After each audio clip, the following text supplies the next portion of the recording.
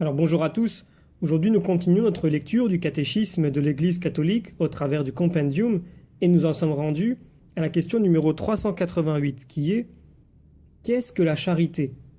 Donc nous sommes toujours dans la partie qui concerne les vertus théologales. Alors la charité, c'est la vertu théologale par laquelle nous aimons Dieu par-dessus tout et notre prochain comme nous-mêmes, par amour de Dieu. Jésus en a fait le commandement nouveau, la plénitude de la loi.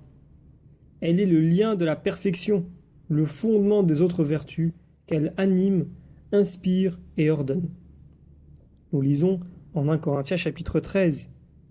Sans elle, je ne suis rien et rien ne me sert. Alors pour étayer ces propos, prenons les paragraphes 1822 à 1829, donc du catéchisme, qui nous disent ceci.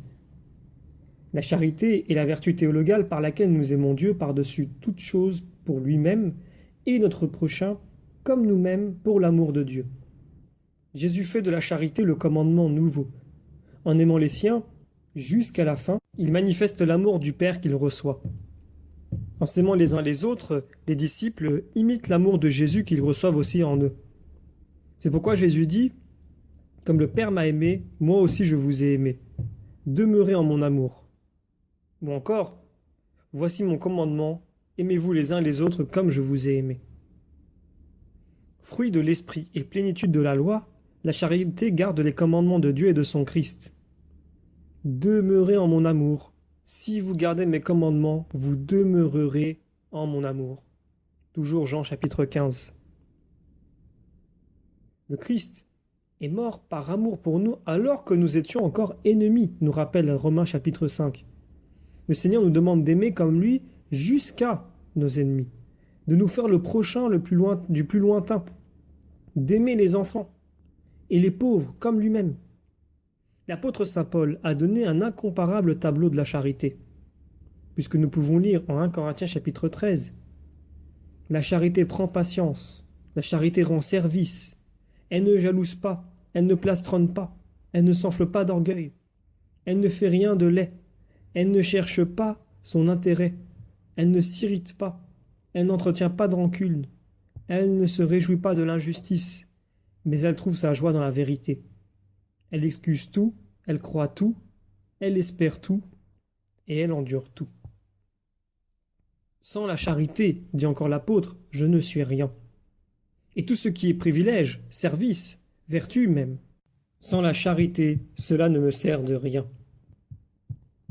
La charité est supérieure à toutes les vertus. Elle est la première des vertus théologales. Les trois demeurent, la foi, l'espérance et la charité, mais la charité est la plus grande. L'exercice de toutes les vertus est animé et inspiré par la charité. Celle-ci est le lien de la perfection. Elle est la forme des vertus. Elle les articule et les ordonne entre elles. Elle est source et terme de leur pratique chrétienne. La charité assure et purifie notre puissance humaine d'aimer. Elle l'élève à la perfection surnaturelle de l'amour divin. La pratique de la vie morale animée par la charité donne aux chrétiens la liberté spirituelle des enfants de Dieu.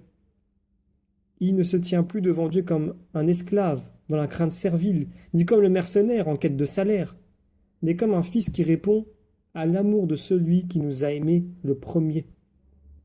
Saint Basile disait « Ou bien nous nous détournons du mal par crainte du châtiment, et nous sommes dans la disposition de l'esclave, ou bien nous poursuivons l'appât de la récompense et nous ressemblons aux mercenaires.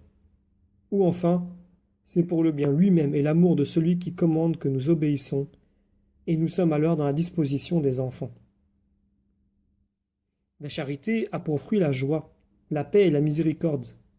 Elle exige la bienfaisance et la correction fraternelle. Elle est bienveillance, elle suscite la réciprocité, demeure désintéressée et libérale. Elle est amitié et communion. Saint Augustin disait « L'achèvement de toutes nos œuvres, c'est la dilection. Là est la fin. C'est pour l'obtenir que nous courons, c'est vers elle que nous courons. Une fois arrivés, c'est en elle que nous nous reposerons. »